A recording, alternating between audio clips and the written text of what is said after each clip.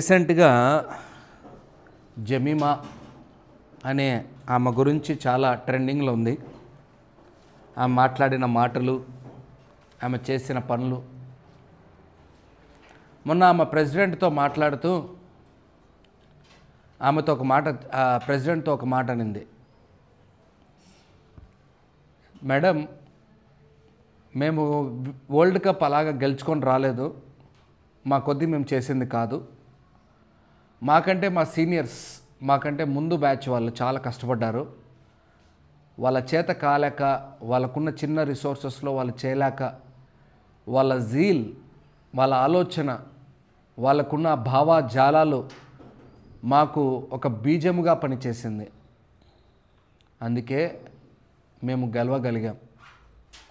ఆమె చెప్పిన మాట ఏంటంటే స్పష్టంగా వాళ్ళ బీజము, ఎవరి బీజము? వాళ్ళ సీనియర్ బీజాలు.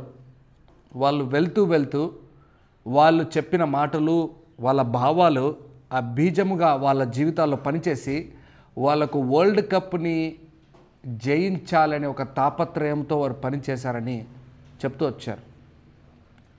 బైబిల్లో బీజానికి చాలా విలువ ఉంది. బీజం అంటే గింజ, ఇంగ్లీష్లో సీడ్. చాలా విలువ ఉంది. ఈ బీజం గురించి ఎవరు ఆలోచించరు. కానీ ఈరోజు ప్రత్యేకముగా మన దేవుడు మనతో ఈరోజు మాట్లాడబోతున్నది ప్రసంగి 11వ అధ్యాయము 6వ వచనంలో ఉన్న లేఖనాల్ని చదువుతూ ఆ లేఖనాల్లో ఉన్న విషయాలన్నీ తెలుసుకుంటూ ఈరోజు మనము శ్రద్ధ కలిగి వాక్యాన్ని మనతో మాట్లాడుతున్నాడు దేవుడు అని భావిస్తూ విందాం. ఉదయమందు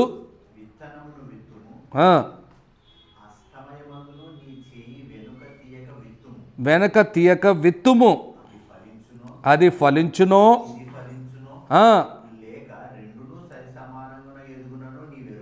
నువ్వెరుగవు. సో ఉదయమున లేచి నీవు ఏం చేయాలంట? విత్తనము, బీజము, విత్తనము. సాయంకాలం వరకు వెనుగు తీయద్దు. నువ్వు ఆ విత్తనాలు పెడుతూనే ఉండు, విత్తనాలు చేస్తూనే ఉండు. దీంట్లో ఒక విషయాన్ని చూస్తున్నాం. విత్తనముతో పాటు ప్రయాసపడాలి. దాంతోపాటు మనం అక్కడ చూస్తున్నది ఏంటంటే ఏది విత్తునో ఏది విత్తకుండా ఉండునో మనకు తెలియదు కాబట్టి దాని కొరకు వేచి చూడాలి. ఇది చాలా చాలా అమూల్యమైన మాట. ఒకరు వేస్తే వచ్చేది కాదు, ఒకరు వేస్తే గొప్పగా ఏదో అయ్యేది కాదు. మన అక్కడ చూస్తున్న విషయాల్లో నేను ఈ వాక్యంలో కేవలం విత్తనం ఒక మాటను తీసుకొని ఈరోజు చెప్తున్నా. ఈ అంశాన్ని పూర్తిగా వివరించడం నేను చేయలేకపోవచ్చు, ఎందుకంటే ఈ అంశం చాలా మనకు మించింది ఉంది. చాలా ఉన్నాయి దీంట్లో. ఆ అంశాన్ని మీకు చెప్పాలంటే టైం సరిపోదు కాబట్టి సో కేవలం నేను ఒక విత్తనం వరకు తీసుకుంటాను ఈరోజు. బైబిల్లో విత్తనానికి ఒక విలువ ఉంది. విత్తనం అంటే మీ అందరికీ తెలుసు, నేను చెప్పాల్సిన అవసరంలా, మీరందరూ బాగా జ్ఞానం కలిగిన వాళ్ళే. సీడ్స్, అది విత్తనము కనపడుతుంది. చూడ్డానికి ఆ విత్తనం చాలా చిన్నది. ఎక్కడో కొన్ని విత్తనాలే పెద్దగా కనపడతాయి. ఏంటి, ఎలాంటివి? మామిడికాయ విత్తనం బాగా పెద్దగా కనపడుతుంది. ఇంకా మిగతా విత్తనాలన్నీ ఎలా ఉంటాయి? చాలా చిన్నవి. ఈరోజు మొదటి మాట, విత్తనం ఒక విలువ. బాగా రాసుకోవచ్చు ఈ మాట. విత్తనం ఒక విలువ, ఇంపార్టెన్స్ ఆఫ్ ద సీడ్. మొదటి అంశంలో మనం చూస్తే దేవుడు ఈ విత్తనము గురించి కూడా ఆది కాండములో స్పష్టముగా ప్రారంభ దినాల్లోనే పలికిన మాటను మనం చూస్తున్నాం. మొదటి అధ్యాయము 11వ వచనంలో ఇలా ఉంటుంది. చదువుదాం ఆ మాట. దేవుడు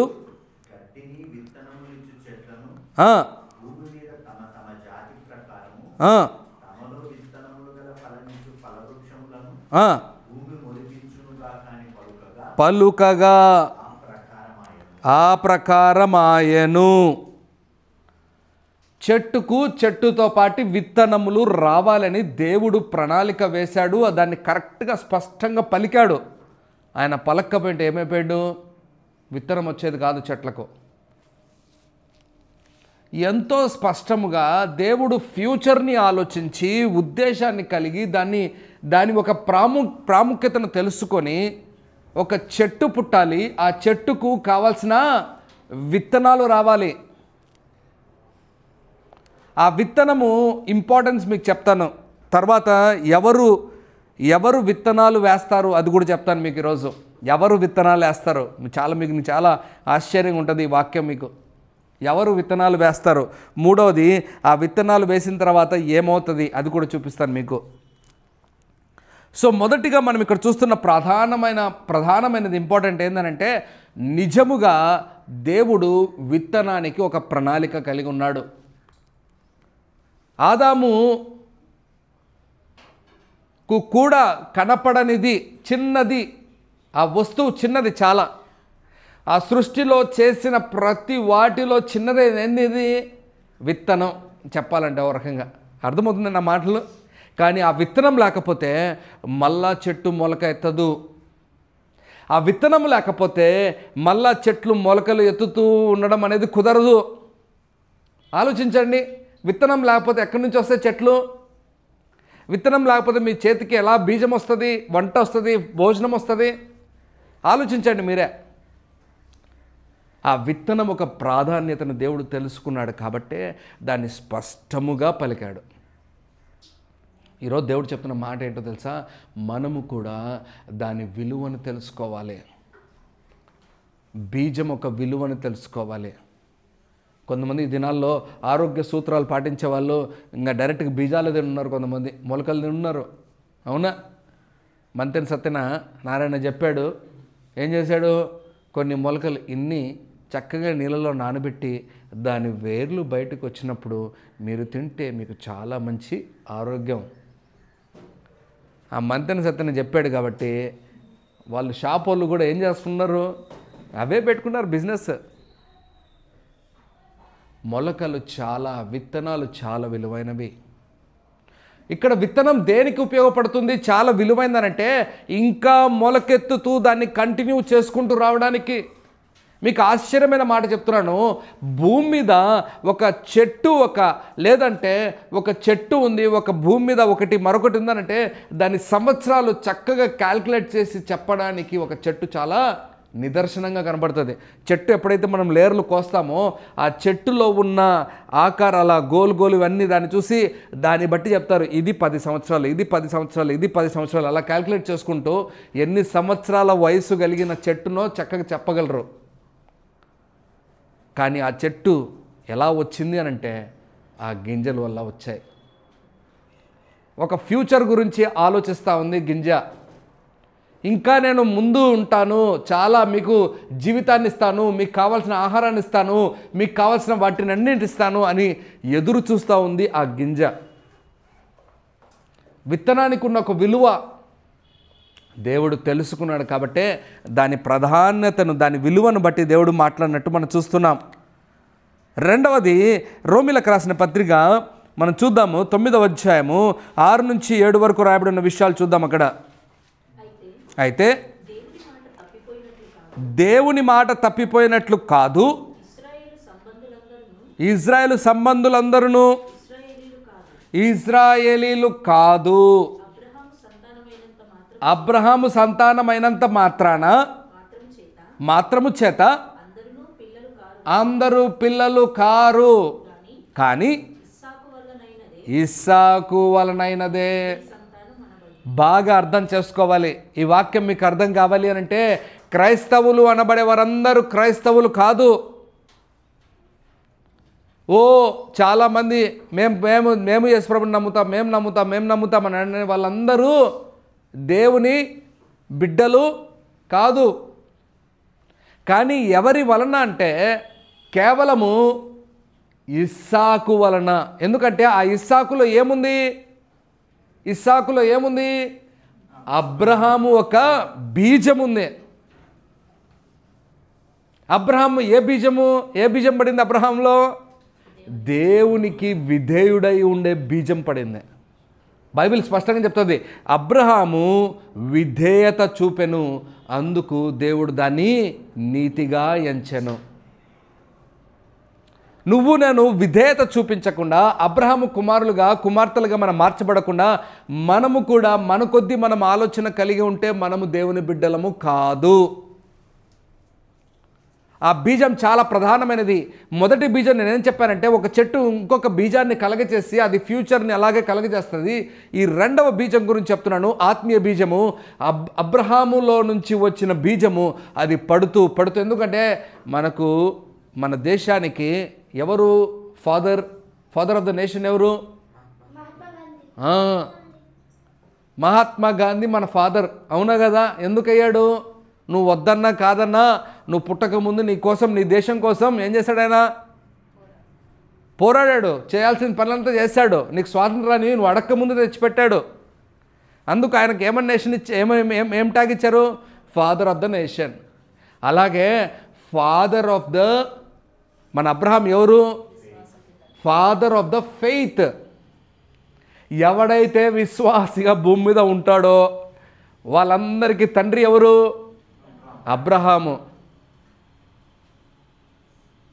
అబ్రహాము. యేసే కాదు. యేసే ఎందుకు కాదు, అబ్రహాం ఎందుకో చెప్తాను మళ్ళీ తర్వాత. అబ్రహాము వలె మనము కూడా విశ్వాసము కలిగి ఆ బీజం మనలో ఉంటే మనము కూడా ఏమవుతాము? అబ్రహాము బిడ్డలమవుతాం. అబ్రహాం బీజం మనలో పడుతుంది.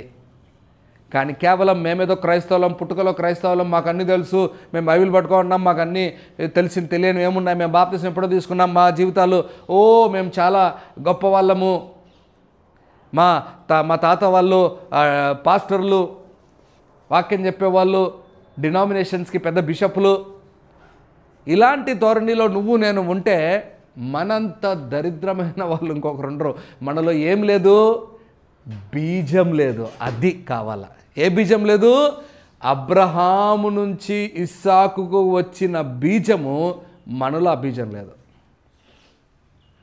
ఈ బీజం ఒక చోట ఆగేది కాదు. ఈ బీజము వెళుతూ ఉండేది. బాగా అర్థం చేసుకోవాలి. అర్థమవుతుందా నేను చెప్పే మాట మీకు? ఈ బీజం ఒక చోట ఉండేది కాదు. ఈ బీజం ఏమవుతుంది? వెళుతూ ఉంటుంది. ఈ బీజాన్ని వెళ్తూ ఉన్నప్పుడు ఆ ప్రభావాన్ని బట్టి, ఆ మనిషి తీసుకుంటున్న విధానమును బట్టి అది ప్రభావితమవుతుంది. అంతగా పనిచేస్తుంది బలంగా. కానీ మన బాధ్యత ఏంటంటే ఆ బీజం కలిగి ఉండడం మన బాధ్యత. మన బాధ్యత ఏంది? ఆ బీజం కలిగి ఉండాలి. ఆ బాధ్యత మనం కలిగి ఉండి ఆ బీజం మనం కలిగి ఉంటే ఆ బీజం రేపు రాబో దినాల్లో నా ఎదురుగున్న చాలామంది జీవితాల్లో ఆ బీజాలు పడడానికి అవకాశం ఉంటుంది. ఎంతగా నువ్వు నీ జీవితాన్ని ఆ బీజానికి అవకాశం ఇస్తున్నావు. అది చిన్నదే. బాధ ఏంటంటే చిన్నదానికే విలువ ఉండదు. మనం ఆలోచించాలి దాని ప్రాధాన్యత. అది ఆగదు.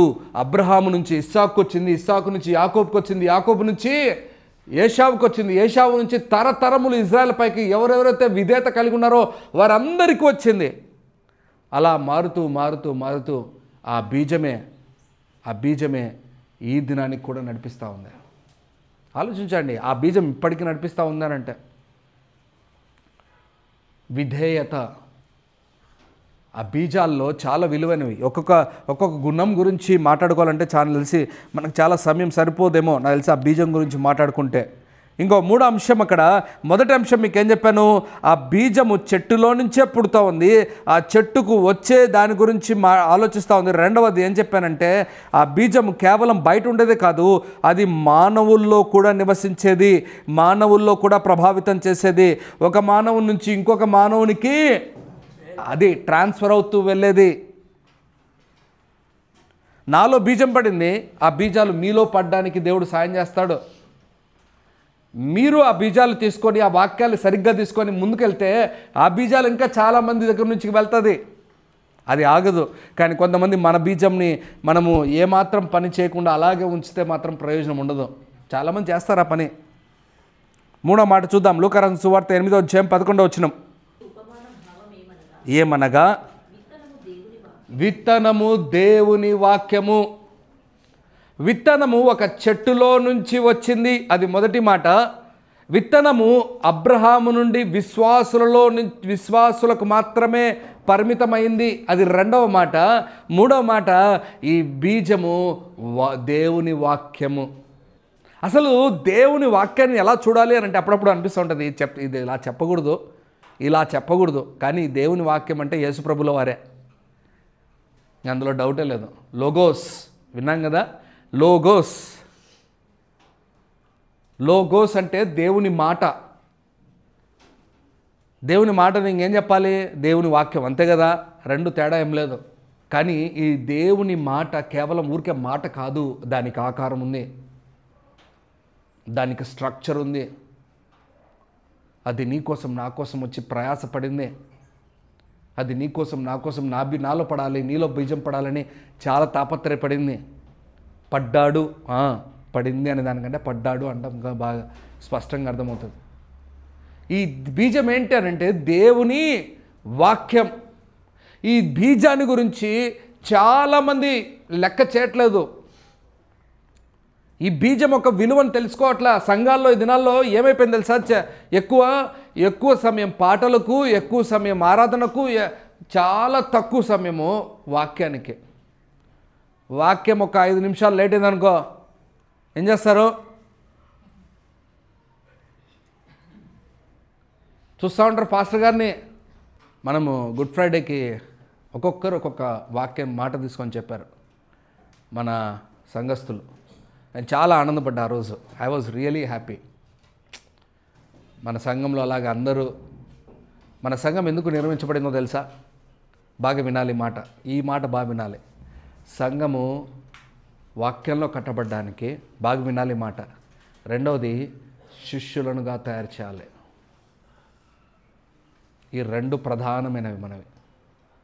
శిష్యులుగా తయారు చేయడం అంటే ఏంటి, బీజాలు సరిగ్గా పడాలి. బీజాలు సరిగ్గా పడాలి, మీ జీవితాల్లో వాక్యం ప్రభావితం చేయాలి. ఈరోజు దేవుడు చెప్తున్న మాట ఏంటంటే వాక్యానికి విలువ లేదు. ఆ వాక్యాన్ని ట్విస్ట్ చేసి చాలామంది మాట్లాడతారు. మళ్ళా వాక్యం చెప్పురా అంటే, వాక్యం చెప్పాలంటే ఆశ అంట ఒక ఆయనకు, కానీ పాటలు 3 పాటలు 4 పాటలు పాడింది, వాక్యం కుదరదు. 2-3 సార్లు డ్యాన్స్లు అయింది, ఆయనకు కుదరదు. ఏంది వాక్యం? దేవుని ప్రాధాన్యత ఎక్కడ ఉంది? ప్రాధాన్యతకు విలువ ఇవ్వాలి. మనం వాక్యానికి విలువ ఇవ్వాలి. ఆదివారం ఎందుకు పాకులాడి పరిగెత్తుకుంటూ వస్తున్నామనంటే ఈ వాక్యం విని మన జీవితాన్ని మార్చుకోవాలి. ఎన్ని వాక్యాలు నీ జీవితాన్ని మార్చింది? మిమ్మల్ని మీరే ప్రశ్నించుకోవాలి. ఎన్ని జీవితాలు మిమ్మల్ని ప్రభావితం చేసింది? ఎన్ని వాక్యాలు నిన్ను ఆలోచింపజేసింది? ఎన్ని వాక్యాలు మిమ్మల్ని, నిన్న వాక్యం మేమంతా విని గాజియాబాద్కి వెళ్ళి మేము రిటర్న్లో వస్తున్నప్పుడు శ్రీజ అంటుంది, ఈ వాక్యం అంతా నా గురించే మాట్లాడినట్టున్నావు. అంతా వాక్యం నా గురించే మాట్లాడారు. నాకు ఆ వాక్యం విన్న తర్వాత నాకు నెమ్మదిగా ఉంది మనసు. నాలో ఉన్న భారాన్ని అంతా దేవుడు తీసేస్తాడు. ఇప్పుడు అలా చెప్పిన వర్షన్ బాగుంది. ఈ వర్షన్ ఇలా చెప్తే అంతా నా గురించే వాక్యం చెప్పాను, పనికి మాలనోడా, నన్నే టార్గెట్ చేస్తావరాను. ఆ వాక్యం ఒక విలువ తెలుసుకోవాలి,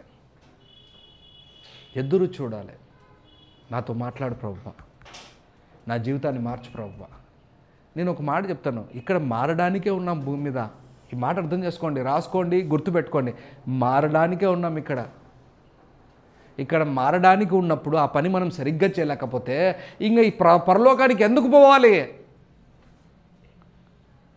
వాక్యం విని మారకపోతే ఆ వాక్యం ఎందుకు నీకు? ఎప్పుడు చూడు ఆశీర్వాదాలు, ఎప్పుడు చూడు ఏం కావాలమ్మా, ఎప్పుడు చూడదే స్వస్థతలు. యేసయ్య స్వస్థతలు చేసిన దానికంటే, యేసయ్య మరొకటి చేసిన దానికంటే ఎక్కువ వాక్యం చెప్పాలని చాలా చోట్లకు వెళ్ళాడు ఆయన. ఇంకా కొన్ని సాహసాలు చేశాడు యేసయ్య. ఎలాంటి సాహసాలు చేశాడు తెలుసా? ఆ అలలు మధ్యలో ఎక్కడెక్కడ ప్రాంతానికి వెళ్ళి వాళ్ళతో పాటు వెళ్ళి అక్కడ సువార్త చెప్పినట్టు వాక్యం బైబిల్లో చూస్తున్నాం మనం. అద్దరికి వెళ్ళి కొండపైన సువార్త ప్రకటించి యేసయ్య చాలా కష్టపడ్డాడు వాక్యాన్ని ప్రకటించాలని. వెళ్తున్న మార్గాల్లో స్వస్థతలు కావాలన్న వాళ్ళు వచ్చి స్వస్థతలు పొందారు, పోయారు, అది వేరే విషయం.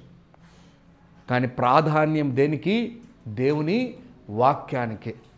ఆ వాక్యం అంటే ఏంటి? దేవుని బీజం. ఈరోజు ఆ చిన్న బీజానికి, విలువైన బీజానికి సంఘాల్లో ఎక్కడ విలువ లేదు. ఎక్కడైతే దానికి విలువ లేదో, ఆ వాక్యానికి విలువ లేదో, ఆ సంఘము దేవునిలో కట్టబడ్డం అనేదే కుదరదు కుదరదు కుదరదు. అందులో డౌటే లేదు బ్రదర్. ఈ మాట బాగా గుర్తుపెట్టుకోండి. మీకు అర్ధగంట సేపు కూర్చొని వాక్యం విని ఏం అర్థం కాకపోతే, ఏమి ప్రయోజనం లేకపోతే, మీ జీవితాన్ని ప్రభావితం చేయకపోతే ఇంకెందుకు అక్కడ కూర్చొని ఉండడం? దానికంటే ప్రశాంతంగా ఇంట్లో కూర్చొని టీ చేసుకొని బిస్కెట్ నాంచుకొని తినుకుంటూ ఉంటే మేలు కదూ. ఫస్ట్ 3 మాటలు ఏం చెప్పాను? Importance of seed. ఎక్కడ? దేవుడు పలికిన మొదటి మాటలోనే ఒక చెట్టుకు బీజం ఉండాలని అంతగా ఆలోచించి ఆ చిన్న దాని కొరకు కూడా పలికిన దేవుడు మాట. రెండవది ఏం చూసాం మనము? అబ్రహాము. ఆ బీజం అంటే కేవలము నేలపైన పడేదే కాదు, ఆ బీజం ఎక్కడ పడుతుంది? శరీరములో కూడా ఉంటుంది. హల్లెలూయా. అది నెక్స్ట్ వారికి ట్రాన్స్ఫార్మ్ అవుతూ వెళ్తుంది. కిషోర్లో నుంచి గిఫ్టీలోకి వస్తుంది. అది గిఫ్టీలో నుంచి మళ్ళా నెక్స్ట్ జనరేషన్లోకి వెళ్తుంది. అది మనకు తెలియదు ఏ బీజం వచ్చి పడిందో మనలో. అర్థమైందా మీకు? మూడో మాట ఏం చెప్పాను? అది దేవుని వాక్యమై ఉంది. ఇంకా అది దేవుని వాక్యం అంటే అదొక పెద్ద స్టాండర్డ్ అయిపోయింది. ఇంకా దాని విలువ ఇంకా మామూలుగా చెప్పలేము. అది చాలా శ్రేష్టమైనది. అది వాక్యాలు చెప్పకుండా అబద్ధ బోధకులు చాలామంది వచ్చేసారు. జనాల్ని మెయింటైన్ చేయాలి, వాళ్ళకి కావాల్సినవి తినిపించాలి, మనకు కావాల్సినవి చేసుకోవాలి. ఆలోచించాలి మనమంతా. రెండవది చెప్తున్నాను, ఎక్కడి నుంచి బీజాలు పడతాయి? చాలా చాలా విలువైన మాట. యెర్మయా పుస్తకము 35వ అధ్యాయము 6వ వచనం, రెండవ మాట. ఎక్కడి నుంచి బీజాలు వచ్చి పడతాయి? వారు మా పితరుడగు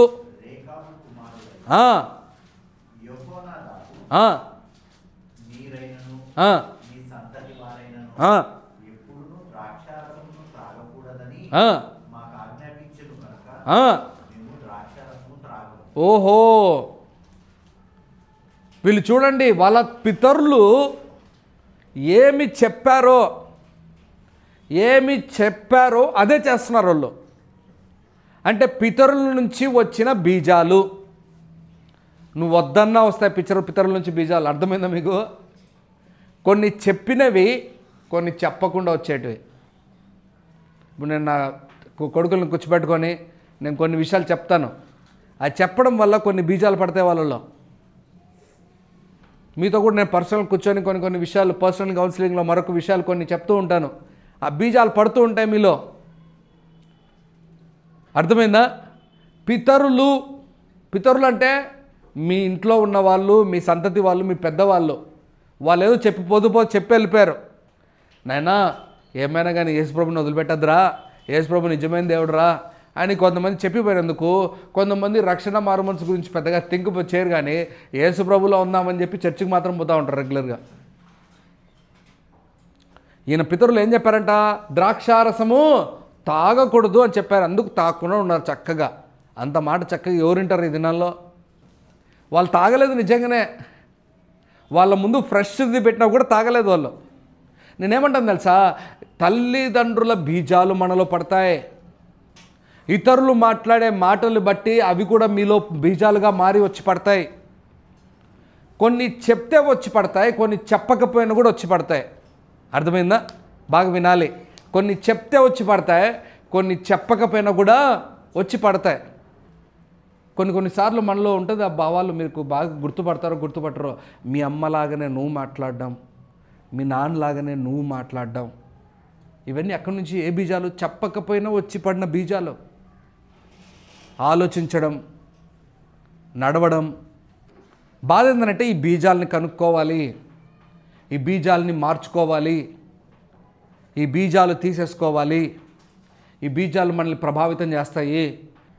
బాగా వినండి, నేను నా సొంత వాక్యాలు చెప్పట్లేదు, బైబిల్లో ఉన్నవి రుజువులు. బాగా వినాలి.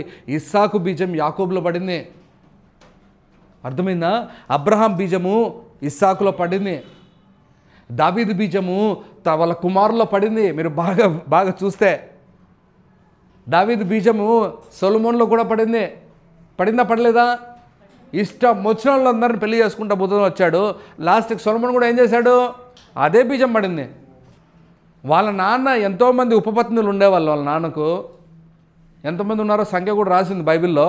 దానికి డబల్ తెచ్చిపెట్టుకున్నాడు సొలొమోను. బైబిల్లో ఈరోజు మనం అర్థం చేసుకోవాలి. అదే కాదు, మనోడు చేసిన పనులన్నీ బీజాలు అలాగే పడుతూ వచ్చాయి. అందరూ, నేను ఒకరిని ఎత్తి చూపించట్లేదు. అబ్రహాములో ఏ బీజం ఉన్నింది? పిల్లలు కనని పరిస్థితి, అవునా? పిల్లలు కనలేదు అబ్రహాము. అతనిలో ఉన్న బీజం అది ఎవరి బీజంలో ఎవరికి వచ్చి పడింది? ఇస్సాకు వచ్చి పడింది. ఇస్సాకు పిల్లలు పుట్టలా తొందరగా. చాలా దినాల తర్వాత దేవుని దగ్గర మొర పెడితే పుట్టారు. మళ్ళా నా మాటలు అర్థమవుతున్నాయి మీకు? ఈరోజు మనము కూడా నేర్చుకోవాలి ఇవన్నీ విషయాలు. చెప్పలేదు, అవి ఆటోమేటిక్గా వచ్చి పడతాయి బీజాలు. ఈ ఆటోమేటిక్గా వచ్చి పడే బీజాలతో ఇంకా చాలా జాగ్రత్తగా ఉండాలి. ఇది మొదటిగా ఎవరి బీజాలని చెప్పాను మీకు?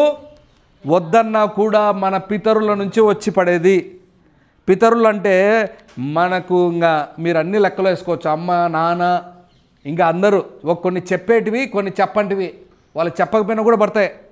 కొంతమంది చిన్నప్పుడు కూర్చోబెట్టుకొని కొంతమంది బీజాలు వేస్తారు వాళ్ళ పిల్లలకు. నాన్న, నువ్వు పెద్దోడు అయిన తర్వాత నువ్వు ఇట్లా చేయాలరా, ఇలా ఉండాలిరా అని చెప్పి వాళ్ళ పిల్లల్లో ఏమేస్తారు? బీజాలు వేసేస్తారు ముందు నుంచే. చాలా జాగ్రత్త. ఏ బీజాలు పనిచేస్తున్నాయి మీలో? పితరుల బీజాలు పనిచేస్తున్నాయేమో. అబ్రహాం బీజం ఇస్సాకులోకి వచ్చింది. అలాగే ఆ బీజాలు పడుతూ ఏది శరీర సంబంధమైన బీజాలు మిమ్మల్ని చాలా ప్రభావితం చేస్తాయి. రెండవది చూద్దాం. మత్తయి రాసిన సువార్త 13:25.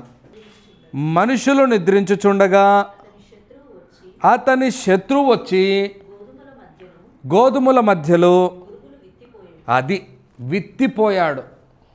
బీజాలు వేసిపోయాడు. ఇది ఎవరు వేసిన బీజాలు? శత్రువు వేసిన బీజాలు. ఎవరు ఆ శత్రువు? ఎప్పుడు చూడు పాపం దొరికిన వాడే ఒక్కడే అని అపవాది అంటారు మీరు. వాడొక్కడే అనుకుంటే కష్టం. మనకు తెలియని శత్రువులు చాలామంది ఉంటారు మనకు. అర్థమైందా? మనకు తెలియని శత్రువులు మన ఎదురుగా కనపడే వాళ్ళు కూడా ఉంటారు కొంతమంది. జాగ్రత్త. కొన్నిసార్లు ఆ శత్రువు ఎలాంటి బీజాలు వేస్తాడంటే కన్నింగ్ బీజాలు వేస్తాడు. ఆ బీజాలు ఎలా ఉంటాయంటే అది ఎవరిని బాధ పెట్టే రకంగా ఉండకుండా తెలివిగా చూసుకునేటట్లు ఉంటాయి ఆ బీజాలు. అపవాది ఇక్కడ మాత్రం అపవాది వేశాడు, శత్రువు వేశాడు అని చెప్తున్నాడు. కానీ ఈ కేవలం అపవాది అంటే వాడు సాతానే కాదు వేసేది, సాతానుతో పాటి సాతాను స్వభావం కలిగిన మనుషులందరూ. అది ఈ మాట కరెక్ట్ గుర్తుపెట్టుకోండి. సాతానుతో పాటి స్వాతాను స్వభావం కలిగిన మనుషులందరూ. మనుషులతో పాటి వాళ్ళలో పాస్టర్లు ఉన్నారు, వాళ్ళలో విశ్వాసులు ఉన్నారు, వాళ్ళలో పిశాచులు కూడా ఉన్నారు. ఎవరెవరు ఉన్నారు? అందరూ ఉన్నారు. జాగ్రత్త. పక్కన కూర్చొని వాళ్ళు ప్రశాంతంగా నెమ్మదిగా చెప్తా ఉంటే ఇది మంచి బీజం అనుకుని నువ్వు తీసుకున్నావంటే ఆ బీజంలోనే నువ్వు వెళ్ళిపోతావు. వాడు ఏం చేస్తాడు? మంచి బీజాల మధ్యలో ఏం నాటాడంట? గురుగులు. గురుగులు అంటే మీకు బాగా తెలుసు. ఏమ్మా తెలుసా మీకు? పొలాలు చూశారు కదా మీరు. అంటే చెడ్డ మొక్కలు, కలుపు మొక్కలు. కరెక్ట్గా కలుపు మొక్కలు ఎక్కడి నుంచి వచ్చి పడ్డాయో తెలీదు, కానీ కనపడతాయి ఖచ్చితంగా. బలమంతా అదే తీసుకుంటుంది చాలా సాధ్యమైనంత వరకు. ఈ బీజాలు మీ జీవితాల్లో పడ్డాయి అనుకో, ఏం చేస్తారంటే మీ జీవితాన్ని మిమ్మల్ని పాడు చేయడానికి చాలా ప్రభావితం చేస్తుంది. ఈ బీజాలు మనకు దాని గురించి తెలుసుకోవాలి. ఇది శత్రు బీజమా లేకపోతే దేవుని బీజమా, దేవునికి ఇష్టమైన బీజమా మనం తెలుసుకోవాలి. మనం శ్రద్ధ వహించకపోతే, ఆ శ్రద్ధ మీద మనం పట్టించుకోకుండా అలాగే ఉంటే ఆ బీజం మొలకెత్తి చెట్టై కూర్చుంటుంది. మనం చిన్నప్పటి నుంచి వింటూ ఉంటాం కదా, ఏం సామెత విన్నాం చెప్పండి? మొక్కై వంగనిదే. ఇంకా బాగా ఎంత స్పష్టంగా మనకు తెలియని సామెతలా, మనకు తెలియని విషయాల. ఆ బీజములోనే జాగ్రత్త పడాలి. ఆ బీజములోనే నువ్వు జాగ్రత్త పడకపోతే అది మొక్క అవుతుంది. మొక్క అవుతున్నప్పుడు ఏముందిలే అనుకుంటావు, చిన్నదే కదా అనుకుంటావు, అంత లోపల అది చెట్టై కూర్చుంటుంది. మీకు ఇంకా ఆశ్చర్యం ఏంటంటే వీళ్ళు వేసే బీజాలు, శత్రువు వేసే బీజాలు తొందరగా మొలకెత్తుతాయి. ఒక రాత్రికి వెళ్ళేసి నిలబడతాయి. మీకు తెలీదు. అదే అక్కడ ఉంది. ఒక రాత్రి నిద్రపోతానే ఏమైందంట ఒక రాత్రి నిద్రపడితేనే లేచిందంట. చదువు మాట 13వ అధ్యాయంలోనే ఉంది అక్కడ మాట. నిద్రించుచుండగా చూడు, ఒకసారి నిద్ర వేసాడు అంతే. నిద్ర వేసాడు, అంత లోపల ఏమొచ్చాయి, గురకలు వేసిపోయాడు. తెల్లవారుజామున లేచి చూస్తేనే ఏమైనా అవి కనపడుతున్నాయి వాళ్ళకు. దేవుడు కూడా ఏమనుకుంటాడు తెలుసా? చూడండి ఆ మాట చదవండి అట్లా, ఇంకా ముందుకెళ్ళు. అది ఇప్పుడు పెద్ద సమస్య ఏందనంటే, బాధ ఏందనంటే, ఆ గురుగుల్ని వదిలిపెట్టేశాడు. వాళ్ళేమో చెప్పారు, పోయి మేము పెరుక్కుంటాం, పెరికి తీసి పడేస్తామంటే వద్దు, మంచివి ఏమైనా పాడవుతాయి. ఆయన బాధ ఏంది? మంచిదాని కొరకు చింత ఆయన. అర్థమైందా? ఇప్పుడు దానికి మనకేం నష్టము? మన బాధ ఏంటంటే ఆ చెడ్డది పెరుగుతూ ఉంటే మనం కూడా దాంతోపాటు పెరుగుతూ ఉంటే మనకు చాలా కొన్ని విషయాల్లో మనల్ని ఇబ్బంది కలిగజేస్తూ ఉంటుంది పక్క నుండి. అర్థమైందా? పక్క నుండి ఒక సలహా ఇచ్చాడనుకో, ఆ సలహా ఇచ్చేవాడిని బట్టి నువ్వు కూడా ఏమైపోతావు? మారిపోతాం. ఒక ఏసన్న బ్రదర్ చర్చిలో ఒక ఆశ్చర్యమైన పని జరిగింది. ఆ పాస్టర్ దగ్గరికి వెళ్ళి ఒక ఆమె యవనస్తురాలు అనిందంట, ఏసన్న అయ్యా ఎప్పుడొస్తాడు అని అంటే, వస్తాలేమ్మా ఎప్పుడో ఒకసారి. ఏమ్మా నీకేం కావాలంటే, నేను బాప్తిజం తీసుకోవాలి ఏసన్నతో. మేము ఇస్తాం కదమ్మా బాప్తిజం, ఏం పర్లేదు, ఎప్పుడో చెప్పండి మీరు, మేము దాన్ని బట్టి ప్రార్థన చేసుకొని మీ సిద్ధపాటు ఉంటే ఇస్తామని అంటే, లేదు ఏసన్న గారు వచ్చేప్పుడు చెప్పండి నాకు అని చెప్పిందంట యవనస్తురాలు. సరే అనుకోకుండా 2 వారాల తర్వాత ఆశ్చర్యంగా అడక్కపోయినా చెప్పకపోయినా సడన్గా వచ్చాడంట ఆ మందిరానికి ఏసన్న బ్రదర్. వచ్చాడంట, వచ్చే ముందు చెప్పాడంట, శనివారం నేను వస్తున్నాను, ఎవరైనా బాప్తిసాలకు సిద్ధపాటు ఉంటే చెప్పండి అని చెప్పాడంట. ఈ పాస్టర్ గారేమో ఫోన్ తీసుకొని ఫస్ట్ ఫోన్ ఆమెకే కొట్టినాడంట. అమ్మా నువ్వు అన్నావే ఏసన్న బ్రదర్ వస్తే బాప్తిజం తీసుకుంటా అని, రేపు సిద్ధపాటు కలిగి ఉండండి అమ్మా, రేపు మీకు బాప్తిజం ఇస్తాడంట అని చెప్పి ఫోన్ పెట్టేసినారు. అయిపోయిందా? 45 మంది పైన బాప్తిజం తీసుకున్నారంట ఆ రోజు. బాగా వినాలి మాట. కానీ ఆ యవనస్తురాలు మాత్రం కనపడడం లేదంట. ఆ యవనస్తురాలు పాస్టర్ గారికి కనపడంలే.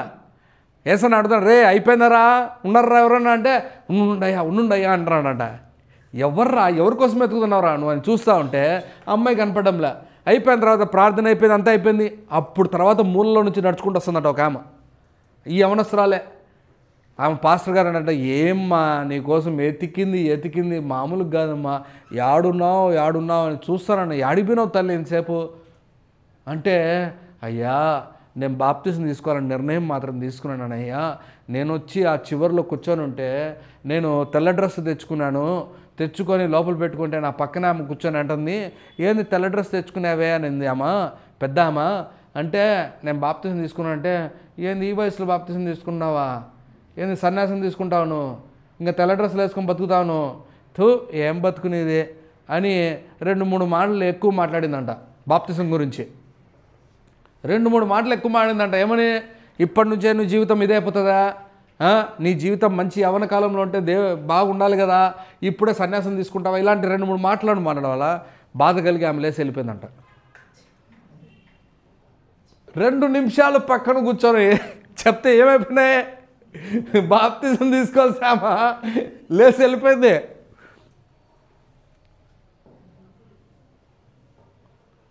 అర్థమవుతుందా మీకు? ఆమె ఎంత స్ట్రాంగ్గా లోపల డెసిషన్ తీసుకున్నా పక్క నుంచి వచ్చిన బీజం పడినప్పుడు ఏమైంది, ఆ గురుగులకి ఏమైపోయింది, అంతే మారిపోయింది. అప్పుడు ఆయన పాస్టర్ గారు అన్నట, ఎందుకమ్మా నువ్వు పోయి ఆమె పక్కన కూర్చున్నావు, ఆమె విశ్వాసి కాదు, నువ్వు వేరే స్థలం దొరకలేదా ఇంకొక చోట కూర్చోడానికి. అందుకే మనం ఎవరితో కూర్చుంటున్నాం అది కూడా జాగ్రత్తగా ఉండాలి, ఎవరితో మాట్లాడుతున్నాం అది కూడా జాగ్రత్తగా ఉండాలి, ఎవరితో విషయాలు మనం షేర్ చేసుకున్నాం అది కూడా జాగ్రత్తగా ఉండాలి. వాళ్ళు ఏం చెప్తే అది చేసామనుకో, నిజం చెప్తున్నాను, మీలో గురుగులు పనిచేయడము, మీరు కూడా గురుగుగా మార్చబడడం జరుగుతుంది. తర్వాత దేవునికే మనం వ్యతిరేకమైపోతాం. నేను నిజం చెప్తున్నా, నేను ఢిల్లీకి వచ్చిన తర్వాత నేను ఉండాల్సిన విశ్వాసంలో గురుగుల్ని నేను రికగ్నైజ్ చేయకుండా ఇది దేవుని వాక్యమే అని తీసుకొని అబద్ధాలు ఆడచ్చు, అవి ఆడచ్చు, ఇవి ఆడచ్చు అని చెప్పి వాక్యాలని నేను కూడా అబద్ధాలు ఆడడం మొదలుపెట్టి నింటానా, గురుగులు అయిపోయాను నేను నిజం చెప్తున్నాను మీకు. ఆ వాక్యంతో ఈ వాక్యం బాగుంది, కరెక్టే, ఇందాం, పోదాం, వెళ్దాం అనుకొని వెళ్ళిపోయింటే నేను రక్షింపబడే నా రక్షణను పోగొట్టుకోవడానికి కూడా అవకాశం వచ్చేసిండు. చాలా జాగ్రత్తగా ఉండాలి. మొదటి బీజం ఎవరు? పితరులు వేసేది. రెండవ బీజం ఎవరు? శత్రువులు వేసేది. ఎవరో ఆ శత్రువు నీకు తెలీదు. ఆ బీజాలు ఏం పడుతున్నాయి, దాన్ని ఎలాగ నువ్వు పోషిస్తున్నావు, దాన్ని ఎలాగ పెద్దగా చేస్తున్నావు. మూడోది ఎవరు? మొదటి కొరింథీయులకు రాసిన పత్రిక 3వ అధ్యాయము 6వ వచనం. నేను నాటి తిని. చాలు చాలు చాలు, ఇది చాలా మాట, బాగా తెలిసిన మాట మీ అందరికీ. నేను నాటి తిని, అపోలో నీళ్లు పోసెను, తండ్రి అభివృద్ధి చేశాను. స్పష్టంగా ఉంది. అభివృద్ధి చేసేవాడు లేకపోతే నేను నాటిన వాడిని గొప్పవాడిని కాదు, ఇవన్నీ చెప్పుకుంటూ వచ్చాడు. విషయం ఏంటంటే నాటినవాడు, బీజం వేసినవాడు ఎవడు అని అంటే దైవజనుడు. మూడవ వ్యక్తి ఎవరు? దైవజనుడు. సరైన వాక్యాన్ని విభజించి మీకోసం నా కోసం తాపత్రయపడి సత్యాన్ని తీసుకొని వచ్చే ఒక దైవజనుడు. అది ఎవరైనా కానీ పౌలు కావచ్చు, మరొకరు కావచ్చు, ఈ దినాల్లో ఎవరైనా సత్యబోధ కావచ్చు, అది ఉపేంద్రన్న తీసుకొని వచ్చిన వాక్యం కావచ్చు, అది గంటల ప్రకాష్ అన్న ఒకప్పుడు తీసుకొని వచ్చిన వాక్యం అయి ఉండొచ్చు, ఎడ్వర్డ్ అన్న తీసుకొని వచ్చిన వాక్యం అయి ఉండొచ్చు, అది ఏ వాక్యమైనా ఉండొచ్చు. చాలామంది ఈ దినాల్లో దరిద్రత ఏంటంటే వాక్యాలు వింటారు కానీ ఆ వాక్యాల గురించి ఆ బీజాలని అలాగా తీసుకొని దాన్ని అభివృద్ధి చేసుకొని దాన్ని చెట్టుగా మార్చుకొని దాని నుంచి మంచి ఫలాలు పొందాలనే ఆలోచన చాలామందికి లేదు లేదు లేదు. నేను నిజం చెప్తున్నాను, నేను వాక్యానుసారంగా బీజానుసారంగా మారడానికి రెడీగా ఉన్నాను. నేను ఐఎమ్ క్లియర్లీ టెలింగ్ యూ, నా బీజం నాకు చాలా విలువైంది. దేవుని బీజం నాకు చాలా విలువైంది. దేవుడు చెప్పాడు ఇది చెయ్యాలి అంటే చేస్తా, అంతే. నేను ఒకప్పుడు శరీర సంబంధంగా డ్యాన్సులు వేసేవాడిని. నేను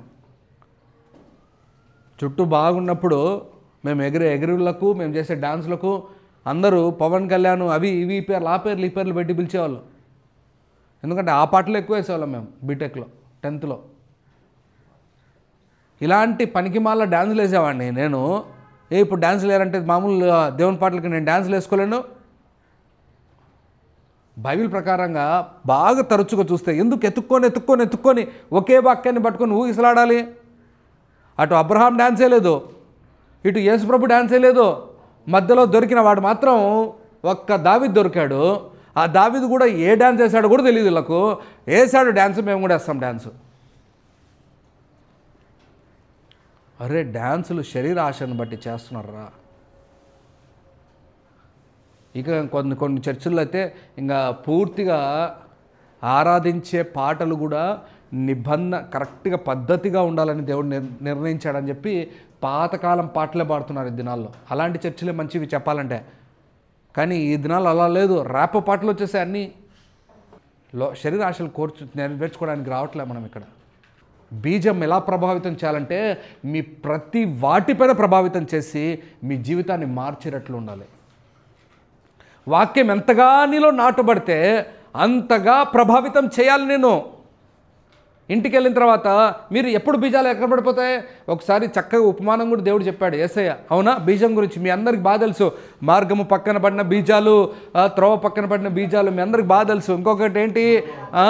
బాగా ముళ్ళ పొదల్లో పడింది, రాళ్ళ పైన పడింది, మంచి నేల మీద పడింది. కానీ అన్ని బీజాల్లో ఎత్తుకోమైంది ఒకే ఒక బీజం. మార్గం మీద పడింది, త్రోవ పక్కన పడింది. ఎవరు ఆ త్రోవ పక్కన పడిన బీజము తెలుసా మీకు? చాలామంది అనుకుంటుంటారు ఈ వాక్యం నాకు కాదు పక్కన వాళ్ళకనే. చాలామంది అనుకుంటారమ్మా వాక్యం వినేటప్పుడు. కొన్ని చర్చుల్లో అయితే ఇంకా ఏకంగా మనిషిని చూస్తారు. అందరూ పాస్టర్ని చూడరు. పాస్టర్ ఎవరి గురించి మాట్లాడుతున్నాడు వాళ్ళకి తెలుసు కాబట్టి వాళ్ళ ముఖాలు చూస్తారు అందరూ. ఈ వాక్యం ఏమైపోతుంది? వాళ్ళలో పడదు, వాళ్ళ త్రోవ పక్కన పడింది, వచ్చి ఎత్తుకోబోతుంది సాతాను ఆరాంసే. అక్కడ కూడా ఏది? పక్షి వచ్చి ఎత్తుకోబే. మార్గము ప్రక్కన పడిన గింజలు వలె త్రోవలో యేసయ్య చాలాసార్లు గింజ గురించి ఉపమానాలు చాలా చెప్పాడు. ఎందుకు? అంత ప్రాధాన్యత ఉంది కాబట్టే. అంత విలువ దానికి ఉంది కాబట్టే. ఈరోజు మనం ఆ విలువ తెలుసుకోలేకపోతే ఏంది, 3 మనుషులు బీజాలు వేయచ్చు. ఒకటి శరీర సంబంధమైన మనుషులు, మనతో పాటు ఉన్న పితరులు కావచ్చు, మన ఇంట్లో వాళ్ళు కావచ్చు, మన ఇంట్లో లేని వాళ్ళు మన స్నేహితులు కావచ్చు. మొదటిది. రెండవది మన శత్రువు. శత్రువు అంటే పాపం ఎప్పుడు చూడు ఒంటరిగా ఉండి బాధపడుతున్న అపవాది మీదకి వెళ్ళొద్దండి. పాపం వాడు అంటూ ఉంటాడు ఎప్పుడు నా మీదనైనా, నాకంటే ఇంకొకడు ఉన్నాడు చూడు నీ పక్కనే. మూడోది ఎవరు? దైవజనుడు. ఏ బీజానికి నువ్వు ప్రాధాన్యతనిస్తున్నావు? 3 వ్యక్తులు బీజాలు వేసేవాళ్ళు. ఇంకా చివరిగా 3వ మాట వినేసి మనం వాక్యం ముగిచేద్దాం. చాలా జాగ్రత్తగా వాక్యం మీకు అర్థమవుతుందని నేను నమ్ముతున్నాను. సో 3వది ఏంటంటే how the seed can turn your life. ఈ బీజము ఎలాగ మీ జీవితాన్ని మార్చగలదు. బాగా వినాలి మాట. మొదటిగా బీజం మార్చగలిగేది ఏంటంటే వినండి. కీర్తనలు 126వ కీర్తన 5-6 వచనం చదువుదాం, త్వరగా చదువుదాం. కన్నీళ్లు విడుచుచు విత్తువాడు సంతోషగానముతో పంట కోసెదరు. చేత పట్టుకొని ఏడ్చుచూ పోవు విత్తువాడు ఓహో సంతోషగానము చేచు. బాబా హల్లెలూయా. ఇది ఏ విత్తనము? ఇది కన్నీటి విత్తనము. ఇది ఏడ్చే విత్తనము. ఎప్పుడు దేవుని దగ్గర నువ్వు ఏడుస్తూ నువ్వు కన్నీరు కార్చి, ఎప్పుడు వస్తుంది కన్నీరు? మనకు చాలామందికి రాదు తొందరగా కన్నీరు. ఎప్పుడు వస్తుంది కన్నీరు? చాలా భారము, బాధ. మన దేవుని దగ్గర కన్నీరు కారుస్తున్నామా మనము? ఆలోచించాలి.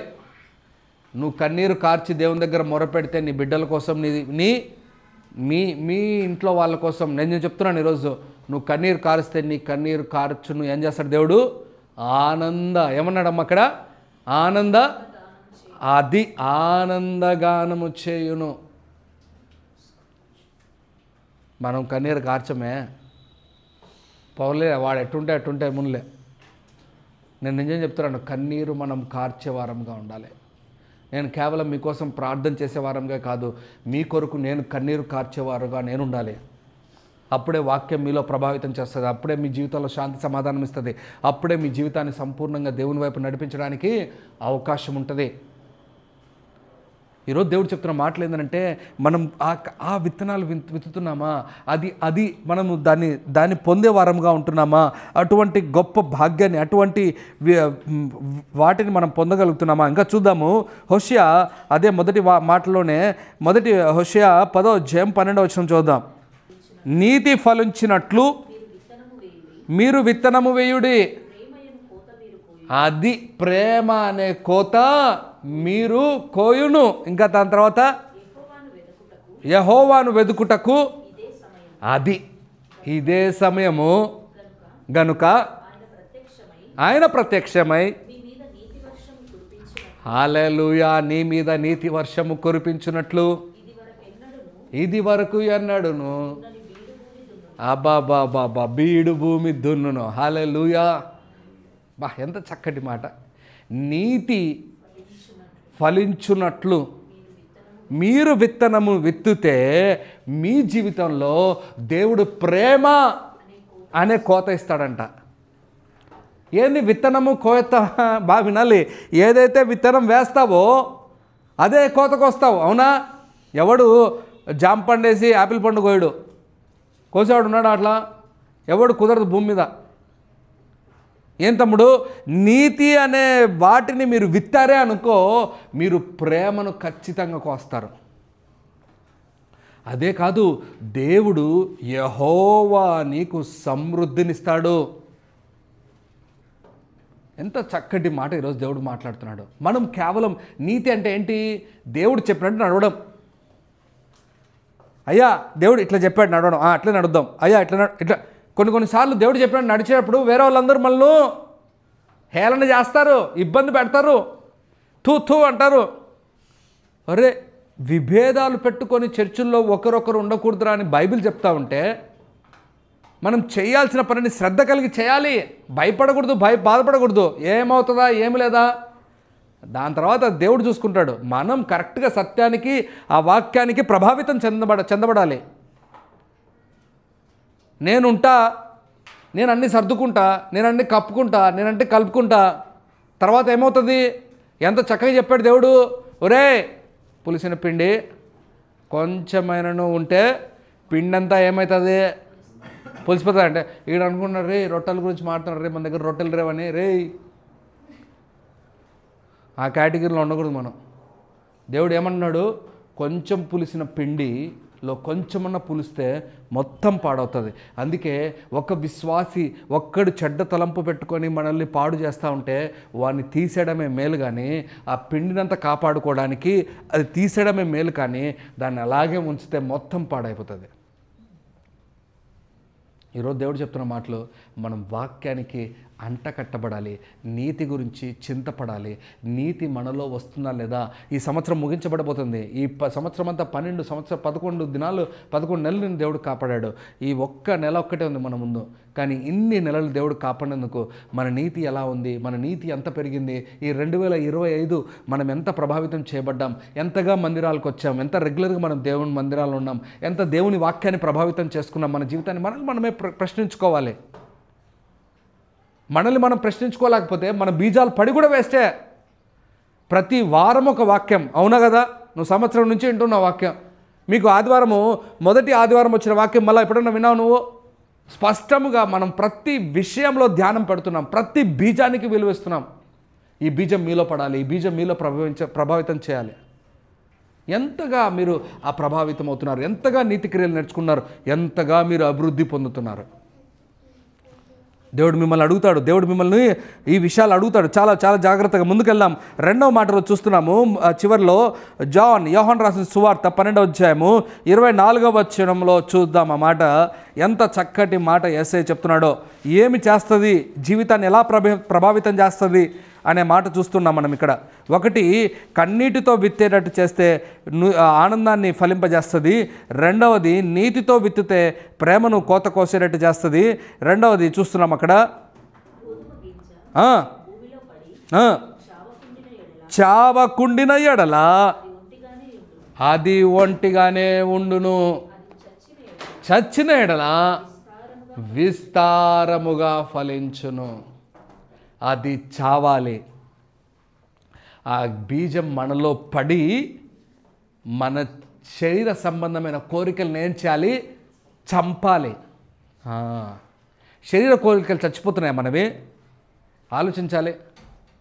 శరీర సంబంధమైన ఆలోచనలు చచ్చిపోతున్నాయి మనవి, అవి ఆలోచించాలి. పోయిన సంవత్సరం ఎంత ఉన్నాయి శరీర కోరికలు, ఈ సంవత్సరం ఎంత ఉన్నాయి శరీర సంబంధమైన కోరికలు, వచ్చే సంవత్సరం ఎంత ఉంటాయి శరీర సంబంధమైన కోరికలు. ఈరోజు దేవుని రాకడ వస్తే నువ్వు వెహికల్ వెళ్తున్నప్పుడే అమాంతంగా ఎత్తబడే వాడిలో ఉంటావా, లేకపోతే విడవబడిన వాడిలో ఉంటావా? కేవలం చచ్చిపోయి బహుగా వర్ధిల్లే వాడే దేవునిలో కట్టబడతాడు, వాడే దేవుని రాజ్యానికి అర్హుడు. బాగా అర్థం చేసుకోవాలి, ఈ మాట స్పష్టంగా అర్థం చేసుకోవాలి. దేవుడు మీతో మాట్లాడుతున్నాడు, నాతో మాట్లాడుతున్నాడు. ఈ మాట, ఆ గింజ పడి చావకపోతే అది బహుగా ఫలించదంట. మనము దేవుని వాక్యం పడతా ఉంది మనలో, కానీ మనం ఆ వాక్యానుగుణంగా మన శరీర సంబంధమైన కోరికలు చంపక మనం అలాగే వాక్యం విన్నాము, ఆదివారం మనం క్రైస్తవులమై విన్నాం, చాలు ఇంక అయిపోయింది వాక్యం అనుకొని మళ్ళీ తిరిగి మామూలు జీవితాన్ని జీవిస్తూ ఉంటే పక్కన వాడు ఎప్పుడు యేసుప్రభు గురించి తెలుసుకోలేడు. అది బహుగా వర్ధిల్లదు. వర్ధిల్లడం అంటే ఏంటి? బహుగా ఫలించదు. ఆవగింజ ముందుగా ఇంత ఉంటుంది, అది పట్టుకుంటే కూడా లోపల కనపడదు, కానీ ఆ భూమిలో పడినప్పుడు బహుగా ఫలిస్తే అది ఇలా పట్టుకోవాలి. మొత్తం గింజలన్నీ వేసుకుంటే ఇన్ని గింజలు వచ్చేస్తాయి, ఆవగింజలు. అర్థమవుతుందా? కనపడని గింజ ఎంతవరకు వచ్చేసింది? బహుశ్రేష్టంగా కనపడే గింజగా అయిపోతుంది. అంతగా మీ కుటుంబాన్ని ప్రభావితం చేయాలి. ఎప్పుడు ఆ వాక్యానికి త్రోవేస్తే ఆ వాక్యం లోపలికి వెళ్ళాలి, ఆ వాక్యం లోపలికి వెళ్ళి చావాలి. చచ్చినప్పుడే మొలక బయటకు వస్తుంది. నేను ఒక మాట చెప్తాను, భూమి మీద ఏ గింజ పడినా కనీసము దేవుని మాటకు లోబడి ఆ గింజ ఫలిస్తూ ఉంది. కానీ దేవుని వాక్యం మనలో పడినప్పుడు ఎందుకు అది ఫలించలేకపోతా ఉంది? ఎందుకనంటే దానికి మనమే అడ్డుకట్టేస్తున్నాం. చాలా జాగ్రత్తగా ఏ వాక్యాలు నేను నిజం చెప్తున్నాను బ్రదర్స్, నేను కొన్ని విషయాల్లో అడ్డుకట్ట వేసుకోవాలి ఎప్పుడైతే తప్పుడు బోధలు వస్తాయో. కానీ సత్యమైన బోధలకు అడ్డుకట్టు వేసుకోకూడదు. అది ఫలించాలి, అభివృద్ధి పొందాలి. అది ఫలించి అభివృద్ధి పొందితే చాలామందికి ఆ సత్యం తెలుస్తుంది. చాలా కష్టమైంది. ఈరోజు దేవుడు చెప్తున్న మాటలు, చావక వస్తున్న సమస్యలు, ఆ గింజ చావాలి, అప్పుడే బహుగా ఫలిస్తుంది. మూడోది చెప్పేసి నేను ముగిచేస్తాను. మూడోది చూద్దాం. గల్తీలకు రాసిన పత్రిక 6వ అధ్యాయం మీ అందరికీ బాగా తెలిసిన వాక్యం 7 నుంచి 9 వరకు చూద్దాం. మోసపోకుడి, దేవుడు వెక్కిరింపబడడు. మనుష్యుడు ఏమి విత్తునో ఆ పంటనే కోయును. ఎలాగనగా విత్తువాడు అదే కోయును, విత్తువాడు అది. ఈ శరీర కోరికల్ని నువ్వు విత్తావే అనుకో, శరీర కోరికలనే కోస్తావు, శరీర కోరికలనే నువ్వు మరణాన్నే కోస్తావు. దేవుని వెక్కరించద్దు. దేవుడు ఏమంటాడు, రే నువ్వేం నాటుకున్నావురా లోపల, నువ్వేం వేసుకున్నావురా బీజం లోపల, అది చూసుకోరా ఫస్ట్. నువ్వు వేసుకున్న బీజం ఏంటో అదే మీకు సంబంధం. ఎప్పుడు చూడు దేవుల్లో మనం ఒక బీజం వేసుకొని బయటికి మాత్రం, దేవా నైనా నన్ను ఫలింపచే, నన్ను అభివృద్ధి పరచు, ఓ ప్రభువా నన్ను ఇంకా లేవనెత్తు, నన్ను అభిషేకించు. నీ అభిషేకం మీద బండబడ. ముందు నీ లోపల పడినవి ఏవో చూసుకో. లోపల ఏమున్నాయి నీకు? శరీర సంబంధమైన కోరికలు, శరీర సంబంధమైన ఆలోచనలు, శరీర సంబంధమైన బీజాలు పడి ఉన్నాయి లోపల.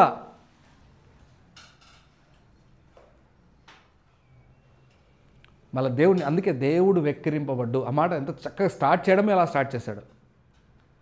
దేవుడు వెక్కిరింపబడడు. మీలో ఏ బీజాలు పడతాయో అదే పంట కోస్తావు. నేను నిజం చెప్తున్నా. ఈవెన్ నా మ్యారేజ్ విషయంలో కూడా పెళ్లి చేసుకునే ముందు నాకు విశ్వాసి కావాలి ప్రభువా, ఇదే నా బీజం, నాకు విశ్వాసి కావాలి ప్రభువా.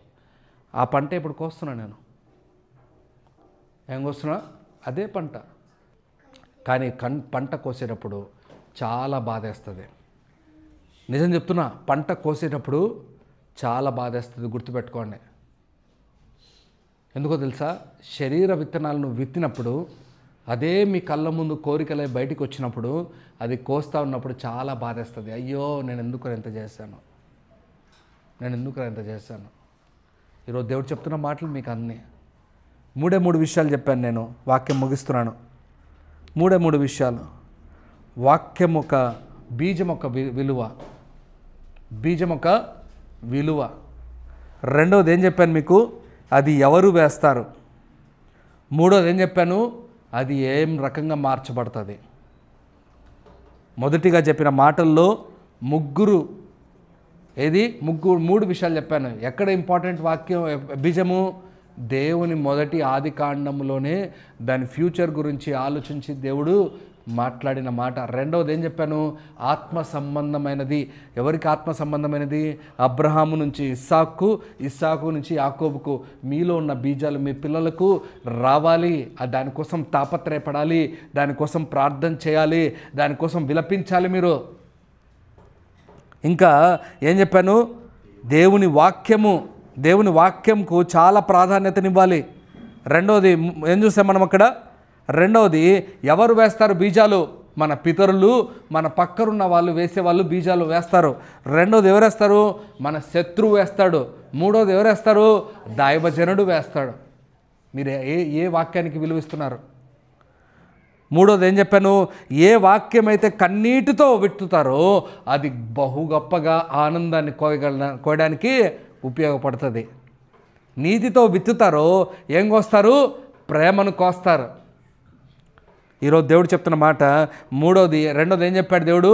మీరు చచ్చితే కానీ, ఆ బీజం పడి చస్తే కానీ అది బయటికి ఫలించదు. చాలా వాక్యాలు మనలో అలాగే ఉండిపోయినాయి. నేనేం చెప్తాను తెలుసా? మీరు ఒక మాట చెప్పండి నాకు. ఆ బీజము లోపలికి వెళ్లకుండా, బయటికి నేల మీద లోపలికి వెళ్లకుండా పైన ఉందనుకో, ఏమైపోతుంది బీజము? చెప్పాలి. అది వేస్ట్ అవుతుంది. రెండవది మీకు ఇంకొక తెలియని విషయము, పిచ్చుకలకు ఆహారంగా మార్చబడుతుంది. మీరు ఎక్కడ చూసారా? పిచ్చుకలు అలా కూర్చొని అక్కడక్కడ ఎత్తుక్కొని తీసుకుంటూ ఉంటుంది పొలాల్లో. మీ గింజలని దేవుని వాక్యం అంతా ఎత్తుకొని పోతుంది. ఎవరు? అపవాది.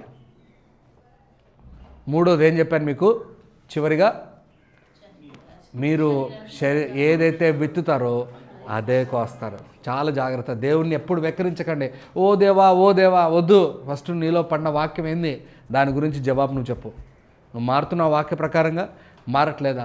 నువ్వు మారి చూపించు. దేవుడు నీతో పాటు ఉండి నీ కుటుంబాన్ని మార్చి చూపిస్తాడు. హల్లెలూయా. రండి ప్రార్థన చేద్దాం.